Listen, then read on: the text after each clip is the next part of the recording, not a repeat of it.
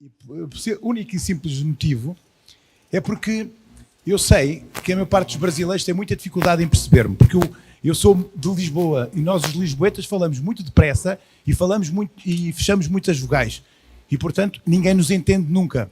A primeira vez que vim ao Brasil, em 1997, eu sou professor de Educação Física. Contrariamente ao que o doutor Renato hoje de manhã falou, que os professores de Educação Física só sabem liderar e depois não fazem mais nada, não é bem assim. Não é bem assim. Que fique já claro que os professores de Educação Física, quando começam a trabalhar muito cedo, a maior parte deles pratica desporto. Ao praticar desporto, entra num trabalho muito intenso, de trabalho de grupo. Depois, percebe que dentro dessa equipa, além de terem que saber trabalhar em grupo, tem um problema de liderança que vão trabalhando desde muito novo, muito cedo. Portanto, quando chegam à sua vida profissional, é natural que o fator liderança esteja ali já bem trabalhado. Depois, nas licenciaturas que nós vamos tendo, há também muitas cadeiras de gestão. E depois a prática vai-nos ensinando também muita coisa. Portanto, para aqueles infelizes que correu mal com o doutor Renato, eu tenho imensa pena. Mas temos imensos casos de professores de Educação Física que foram excelentes diretores. Vida. Eu não sei se fui excelente, mas correu bem. Pelo menos os pais gostaram de mim. Pronto, só isso já valeu a pena. Em Portugal temos muitos professores de Educação Física que são dirigentes intermédios e também superiores, nomeadamente diretores. E, portanto, enfim, uma palavra de apreço por esses, porque estão cá à luta como todos os outros. É verdade que o Dr. Renato tem razão num pequeno pormenor. A maior parte das pessoas leem pouco, estudam pouco. E nós, os de Educação Física, temos essa agravante. É porque, além de darmos as atividades normais do dia-a-dia, chega ao fim da tarde, em vez de irem para casa, vão para os ginásios, vão para os pavilhões trabalhar mais. Portanto, chegamos a casa 9h30, 10, de rastos. Enfim, pois há alguns, como eu, malucos, que ainda temos tempo para ler e que somos leitores compulsivos. E depois, mas é a vida e estamos cá para nos ajudar uns aos outros. Está praticamente pronto. E então, doutor Eugénio, este primeiro introito está feito. Queria também dizer-vos o seguinte, que quando eu preparei esta apresentação, queria fazer um muito rápido levantamento do que é que está a acontecer em Portugal, na Europa, e quais são os caminhos futuros. E os caminhos futuros são muito simples, como vão ver. Mas antes disso, queria também, porque é um bocadinho de feito de formação, que eu gosto sempre, já não funciona outra vez, amigo.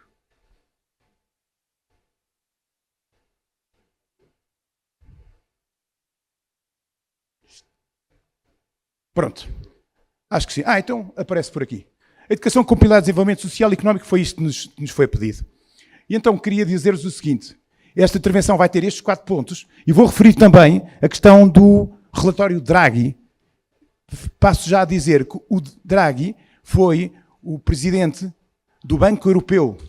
Saiu há relativamente pouco tempo e em janeiro deste ano apresentou-nos este projeto, que é um projeto muito importante. E, portanto, eu sinto necessidade de referir aqui 1 ou 2 pontos. Estes são uns momentos históricos que eu tomei a liberdade de vos apresentar aqui, porque parece-nos a nós que são muito importantes, momentos históricos de grande momento, de grande intensidade e de alguma forma correram muito mal em Portugal. O primeiro, 1756, com a expulsão dos jesuítas. Isto foi o primeiro grande drama da educação em Portugal. Nós, nesta altura, por altura do terremoto de 1755, Lisboa sofreu muito, mas o resto do país nem por isso. E a educação estava muito alinhada com os níveis médios da Europa. E, portanto, as coisas estavam a correr bem nessa altura. Infelizmente, o Marquês de Pombal, por variedíssimas razões, são leituras interessantíssimas, deu cabo desta altura. E, portanto, ao expulsar os jesuítas, foi a primeira machadada na educação. Dessas 20 escolas de formação pré-universitária, portanto, ensino médio, nós já estávamos ali com 20 mil alunos, com uma universidade em Évora. Ele foi capaz de uma só assinatura dar cabo deste momento em Portugal. Isto agora voltou atrás. Foi verdadeiramente uma catástrofe. A seguir, Em 1834, já depois do rei de Portugal ter voltado, Dom Pedro IV, com as guerras, já a seguir até a guerra civil, nós temos ali uma pequena guerra civil entre 1832 e 1834, a carta ganha e, portanto, neste momento, tomam outra grande decisão. Foi expulsar as ordens religiosas todas. Tiveram uma vantagem, ao que as ordens religiosas vão todas embora, mas deixam as instalações e com uma motivação grande que era apostar no ensino, mas nada se fez. E, portanto, esta é a segunda grande machadada do ensino em Portugal, porque como veem, o ensino começa a crescer, pumba, leva uma machadada. Começa a crescer, leva uma segunda machadada. E, portanto, entramos no início do século XX com 70% de analfabetismo em pessoas com mais de 10 anos, o que é, como devem calcular, é muito mau. Depois vem a terceira, na Revolução, do 10 de outubro de 1910, no 5 de outubro de 1910, vem esta desgraça. Um regime radical, intolerante, anticlerical, foi a terceira desgraça em Portugal. E depois, e nesta altura, tiveram uma excelente vontade de querer fazer diferente, foi bom. Eles criaram a legislação, no papel estava lá tudo. O problema é que criaram tudo aquilo, novas escolas, ensino técnico, e criou-se a Universidade de Lisboa. O problema foi este. Não havia alunos para isto tudo. E, portanto, é mais um drama que acontece em Portugal. A seguir, depois vem a Segunda República, em 1926, e aí há uma revolta militar, começa a pôr as coisas mais ou menos em ordem, há um efetivo cumprimento da escolaridade obrigatória, que já vinha da Primeira República, e aqui há uma primeira informação que eu acho que é muito importante, que é o alinhamento cultural das famílias com o que o Estado oferecia. As pessoas não alinharam na Primeira República porque não acreditavam no que estava a acontecer. E isto é um assunto que há de vir a miúdo, portanto, frequentemente, na nossa sociedade. E este é um problema grave do ensino em todos os países. Em particular, foi com grande ênfase. Em 68 temos a obrigatoriedade obrigatória para 6 anos e este momento em Portugal é difícil. Porque reconhecer e dizer assim, não, o Estado Novo, com o Salazar, houve uma evolução, houve uma evolução muito significativa em Portugal. O problema foi que não foi convergente com a Europa. Portanto, porque o fim do século XIX para nós foi dramático. E, portanto, houve aqui uma melhoria durante o Estado Novo e aí chegamos à Terceira República, chegamos aqui agora à Terceira República, 25 de Abril de 75. E no 25 de Abril de 75 acontece isto. O Partido Socialista vota convictamente naquilo. A extensão do ensino particular era fundamental. Até ali havia ensino privado, com os antigos seminaristas, alguns padres e as dioceses que foram fazendo. Portanto, houve ali um bom trabalho na parte do ensino particular. A Assembleia Constituinte, quando vota a primeira Constituição em democracia, decide tudo isto. O ensino privado, o caminho para socialismo. Portanto, aí é a nivelar por baixo sempre. Isto tem sido o nosso drama em 50 anos de democracia. Neste momento, existem 400 colégios associados. Eu queria aqui fazer um reparo que só ontem é que percebemos como é que isto funciona. Vocês aqui têm os sindicatos dos professores, têm os sindicatos dos donos dos colégios, pronto, e depois tem a FNEP. E primeiro que nós percebêssemos o que era isto, então vou resumindo dizendo assim, nós, a AEP, somos o sindicato em Portugal. Só temos um sindicato. E, portanto, juntamos todo o ensino privado em Portugal. Como eu dizia ontem na Assembleia Geral, nós temos estatutos e temos uma responsabilidade de negociar o contrato coletivo de trabalho, as nossas tabelas salariais. E são essas que são para todos os elementos que quiserem associar-se a nós. Nós temos 1.200, 1.300 escolas, colégios privados em Portugal, mas nossos associados são 400.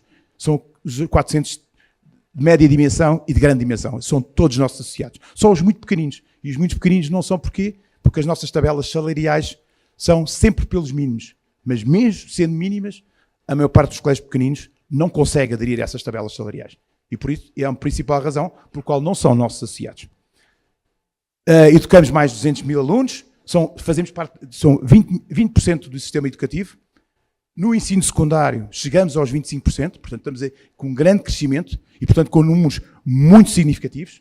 Trabalham connosco mais ou menos 45 mil educadores, isto é, docentes e não docentes, e, portanto, são números que são muito importantes, diria eu.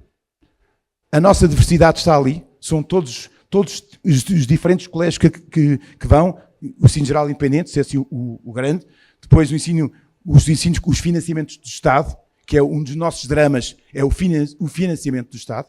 O Estado precisa de nós, e aqui a nossa guerra é esta. Nós sempre queremos ser complementares do Estado.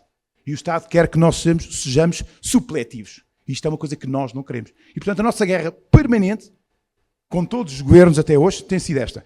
Queremos ser complementares, vocês precisam de nós, então, os nossos contratos de associação, os nossos contratos de ensino artigo especializado e ensino especial, são aqueles miúdos que estão mesmo no fim da linha, que mais ninguém consegue trabalhar com eles, os nossos colégios de ensino especial trabalham. E o Estado tem a obrigação de nos financiar, mas financia pouco e mal. E, portanto, a nossa guerra tem sido sempre esta. As escolas internacionais ou com currículo internacional tem sido o grande boom em Portugal neste momento. As mensalidades chegam a 1.200, 1.300, 1.400, 1.500 e os colégios estão mal abrem, enchem logo. Portanto, há muito dinheiro em Portugal. E alguns deles dinheiro brasileiro, para que saibam. Os colégios com planos próprios são aqueles planos que vão exercendo projetos, investigam, inovam, arriscam, e nesses casos são os pilotos. E, portanto, aí o Estado prevê, ok, façam lá isto, vejam lá se isso funciona bem, se correr bem nós depois agarramos a ideia. E isto tem sido permanentemente. Estes 50 anos temos vindo a fazer muitas inovações e o Estado sempre a recuar, sempre a recuar. Aquilo funciona bem, eles vão lá buscar a ideia. E isto tem sido, enfim, também não nos podemos queixar muito, desde que nos deixem trabalhar, desde que nos deixem arriscar, as coisas não são mais. E depois temos algumas escolas do ensino profissional, que já aqui foram referidas, e, portanto, as escolas católicas em Portugal não são muitas, são cerca de entre 70 a 80 colégios, não sei muito bem, é nessa altura, são todos nossos associados também da AEP, e, portanto, dizer-vos isso. A FNEP, para nós, é o que nós somos, a Confederação Nacional de Educação e Formação, CNEF. E eu, por inerência de funções, sou presidente da AEP e sou presidente da CNEF. A CNEF é a PNEF de cá do sítio, aqui do Brasil. E porquê? Porque somos nós a AEP, e pá, grande bronca, somos nós a AEP, e depois são o ensino superior privado, temos as escolas profissionais, temos o ensino artístico e temos a APEC. São uma série de colégios e todas essas associações juntamos todos na Confederação e então somos a PNEF lá do sítio. Naturalmente adaptada à realidade do país, que é muito mais pequenino, não é? Muito bem. A nossa riqueza está na nossa diversidade, é claramente o nosso mote, e, portanto, é também nesse espírito que alinhamos e que vamos insistindo sempre nestas trocas de aquilo que vamos fazendo aqui e a nossa grande aposta também nesta nossa confederação. Os nossos inimigos são claramente a ideologia de esquerda. Isto tem sido, ao longo de 50 anos, uma luta duríssima, porque todos os governos, nomeadamente todos de esquerda, nem escondem. Eles não gostam de nós e, portanto, a nossa luta é para nos mantermos sempre à tona. E isto é uma luta difícil. Estava aqui a contar ao meu amigo António que a nossa organização da AEP tem uns serviços muito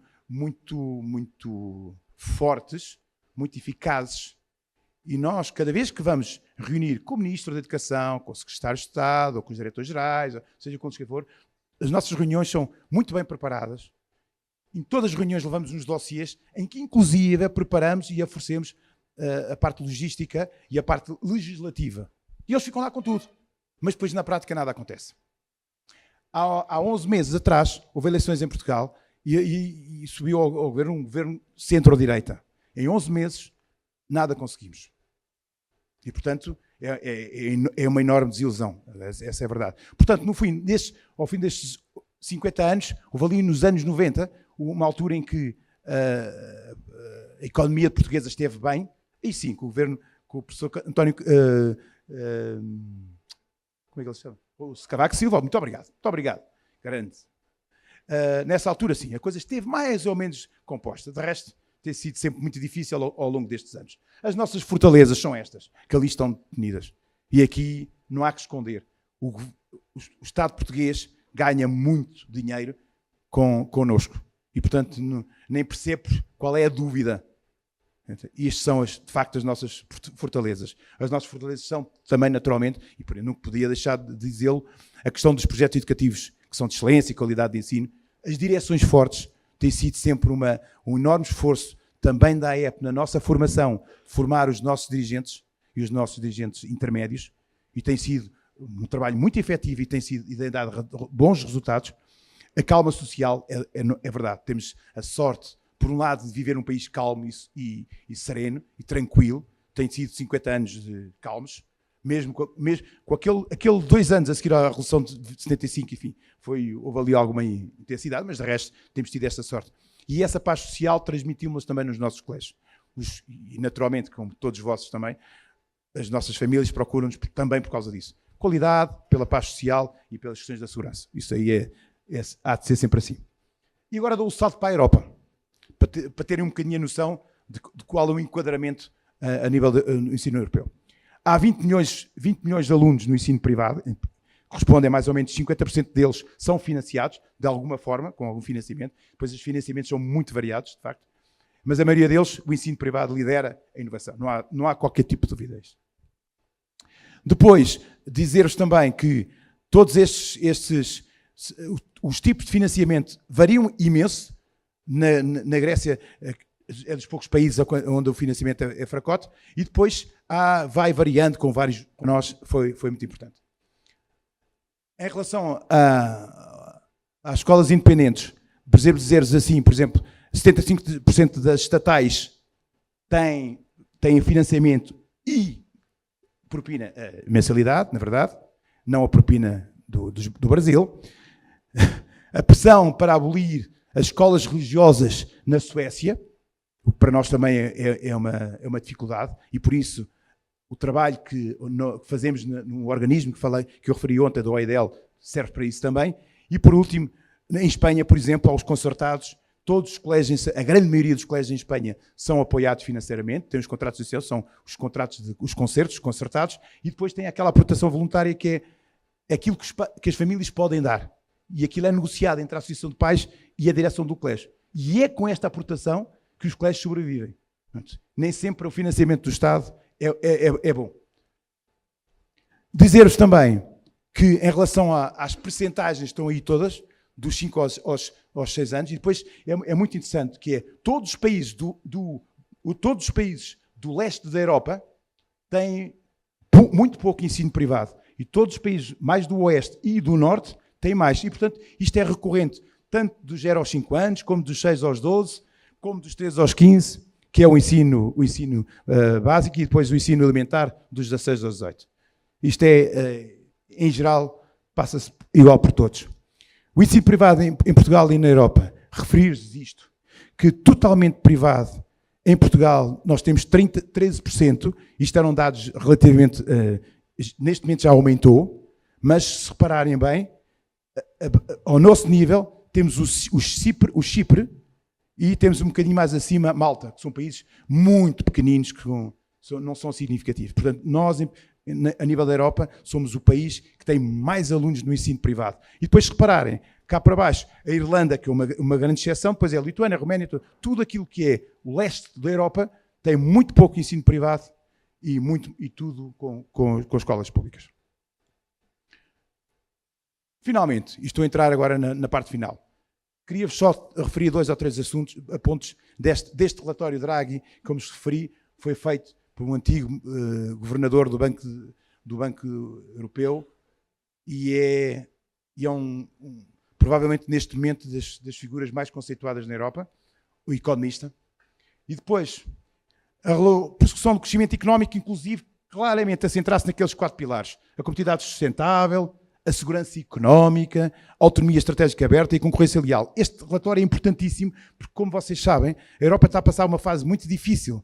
E essa fase muito difícil foi não só iniciada com a guerra na Ucrânia, que nos põe num perigo constante em relação às pretensões da Rússia, porque a Rússia claramente quer nos conquistar território. E há de dar cabo da Ucrânia e há de dar cabo dos outros países se nós não reagirmos. E, portanto, está a haver uma reorganização de tudo o que está a acontecer na Europa, nomeadamente nos seus objetivos estratégicos, na sua economia. Sabendo que tudo isto vai repercutir-se naturalmente nas nossas famílias e na educação, claro. A visão que impulsiona a Europa é criar condições em que as empresas prosperem, o ambiente seja protegido e todos tenham as mesmas oportunidades de sucesso. Este é uma das frases mais importantes e que as pessoas não podem de maneira nenhuma esquecer-se. Há uma reformulação das empresas na Europa. As empresas na Europa estão a virar-se para a economia de guerra. Claramente já temos a Polónia, a Ucrânia, a investir muito nisso, e agora os países europeus vão todos entrar nisto. Vamos todos virados para a economia de guerra e nunca ninguém sabe o que é que vai acontecer daqui a uns tempos. O Putin é mesmo maluco. E atrás do Putin tem outro, Trump também é maluco, e portanto estamos rodeados de malucos que nos estão a pôr num perigo. Vocês nem sabem a sorte que têm de estar deste lado do oceano. E nós estamos na pontinha da Europa. Mas nós sentimos todos os dias. Não há ninguém. Olha... Pois também é verdade. Há 6 referenciais que o relatório Draghi salienta. Em particular, eu só quero sublinhar um. Senhores, isto é muito sensível.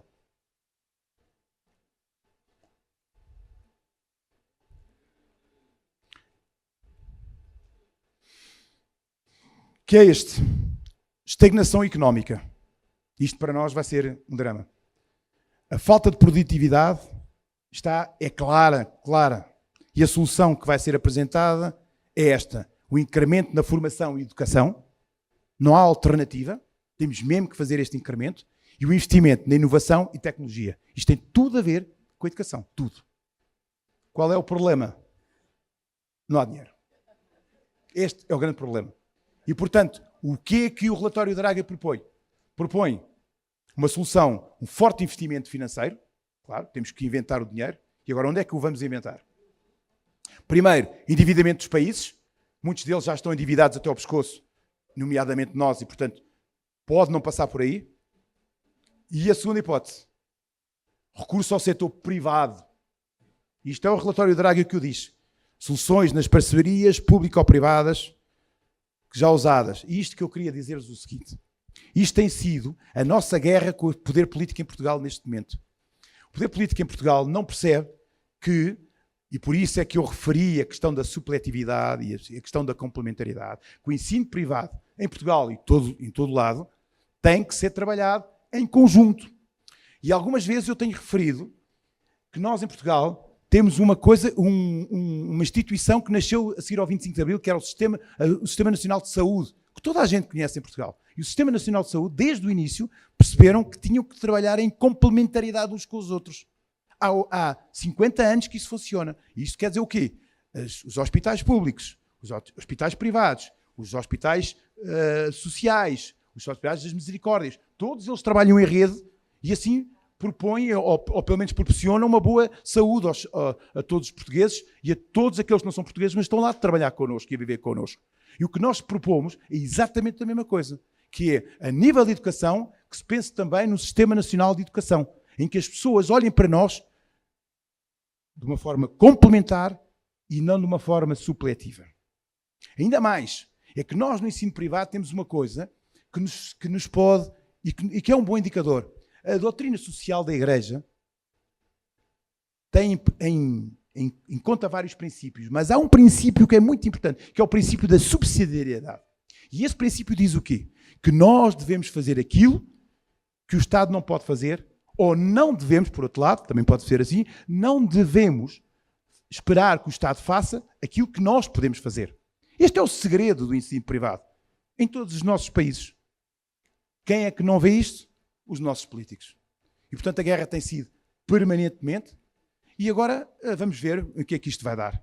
Mas esta era a mensagem que eu vos queria dar.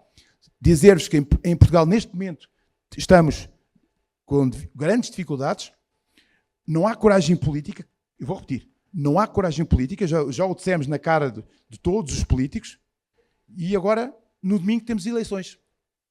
E agora vamos ver o que é que o povo diz.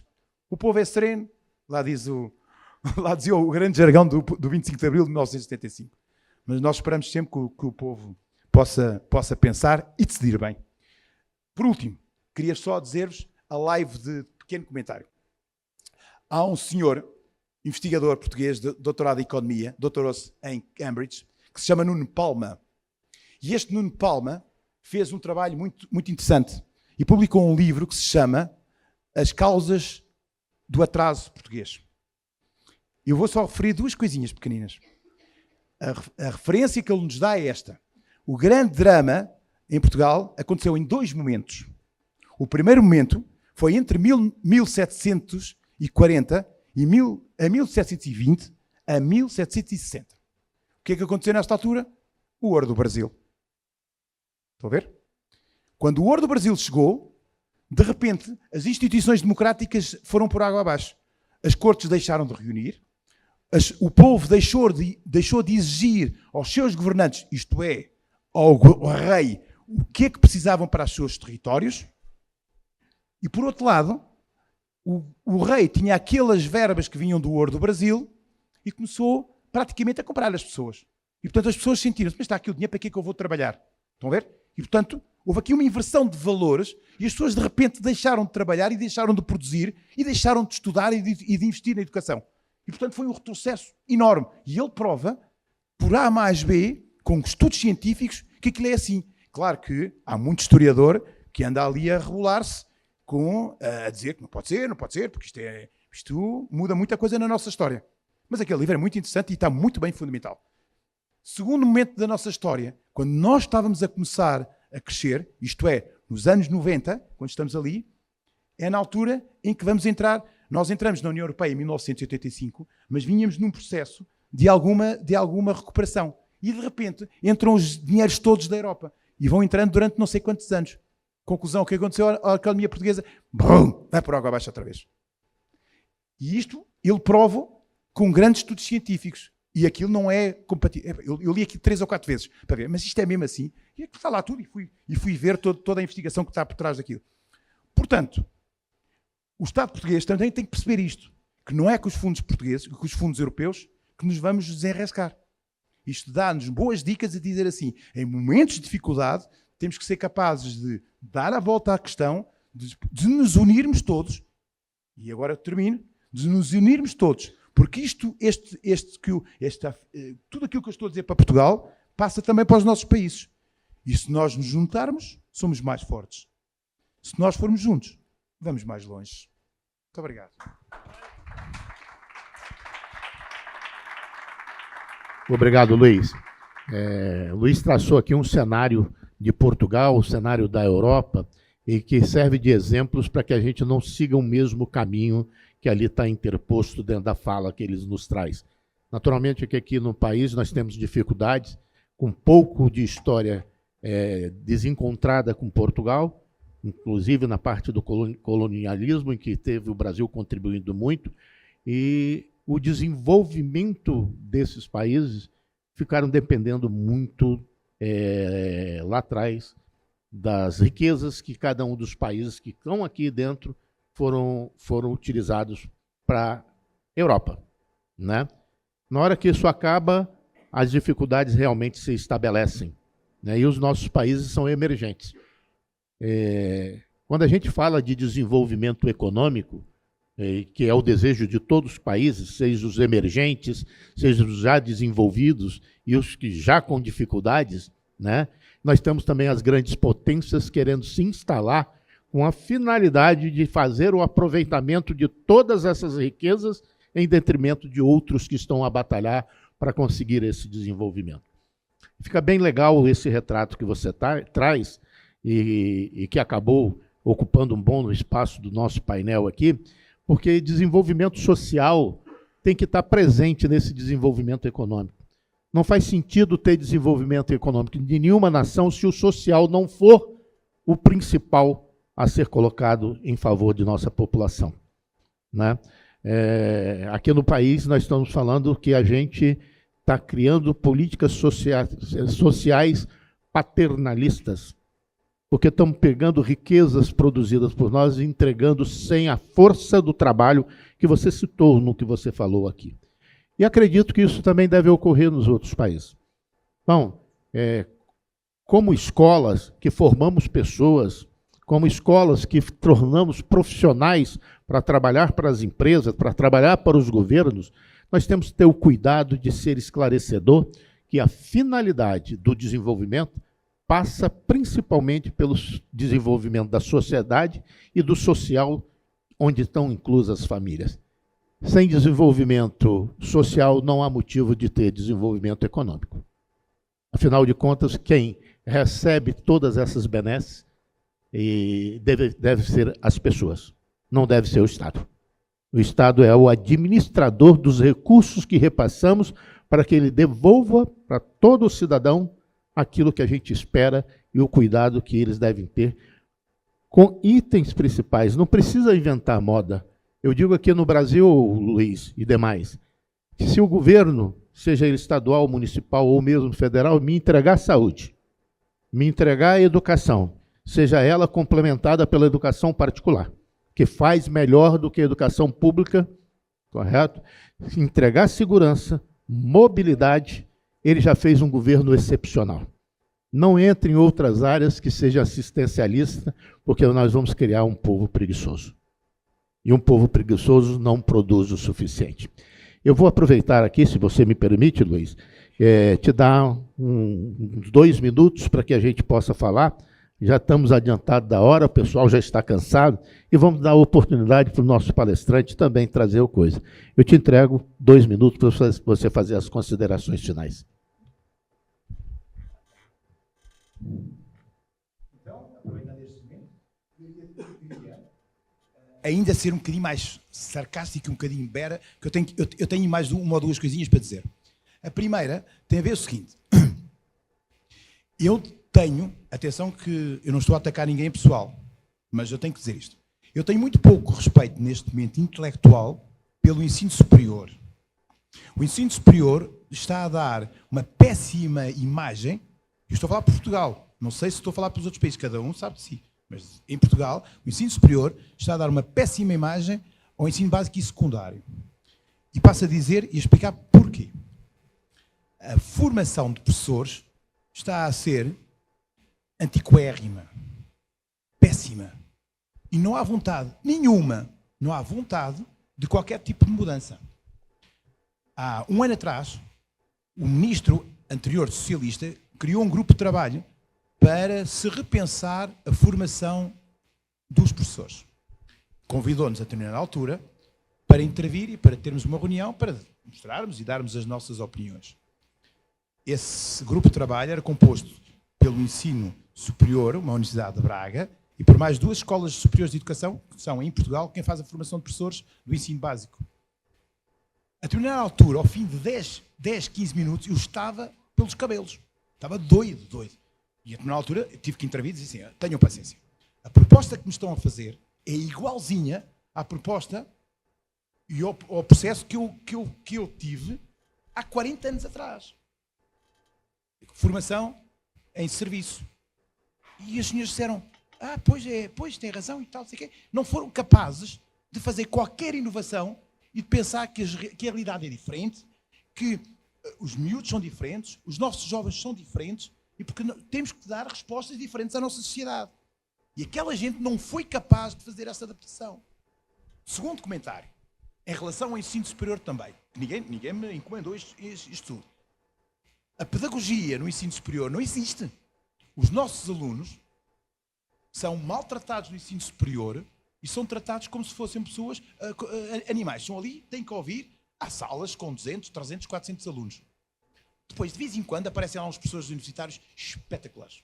Só que a grande maioria não faz qualquer esforço. Porquê? E agora é que eu entro numa perspectiva mais positivista. No ensino básico e secundário, ensino privado, temos para nós que das coisas mais importantes que nós temos é a avaliação. Nós só podemos saber se estamos a trabalhar bem se avaliarmos o nosso trabalho. Eu trabalho, temos que avaliar os nossos alunos, temos que avaliar o desempenho dos nossos docentes, temos que avaliar com numéricas todos os nossos colégios, porque no fim do dia as famílias vão nos avaliar a nós. E portanto nós não fazemos outra coisa senão ser avaliados permanentemente. Mas nós queremos que essa avaliação seja feita. Nós queremos também participar na avaliação externa. A avaliação externa que o Estado nos faça, porque nós queremos mostrar aquilo que fazemos de bem, porque já agora, já que não gostam de nós, não apostam em nós, venham avaliar-nos e depois conversamos. E a avaliação externa é aquela avaliação que para nós é fundamental, porque aquela que nos diz verdadeiramente a comparação do nosso trabalho com o trabalho das escolas estatais. E isto é um problema que nós temos em Portugal grave, porque os sindicatos durante 50 anos maniataram e influenciaram altamente a classe política. E, portanto, enquanto estes sindicatos tiverem força política em Portugal, nós dificilmente sairemos deste ciclo vicioso.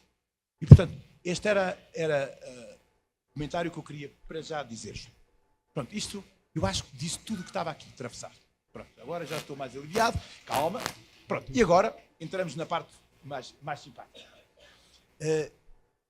Eu tenho pena que o António Pacavira não esteja aqui connosco, porque ele é... Ele chegou no aeroporto agora. Então pode ser. A gente, inclusive, eu queria sugerir que a gente, no deslocamento que ele está fazendo, a gente começasse a palestra do professor Idelfrânio, para que depois a gente dê um tempo de palavra para o Antônio aqui, filho. E aí então, a gente faria o encerramento agora Antônio, do nosso painel. Perfeito, António. Então pronto, queria só, não me querendo repetir, porque acho que já os agradecimentos foram tantos pela organização da FNEP, fomos muito bem recebidos, e acho que agora falo por todos, a CAEP só pode estar orgulhosa do que acabou de criar.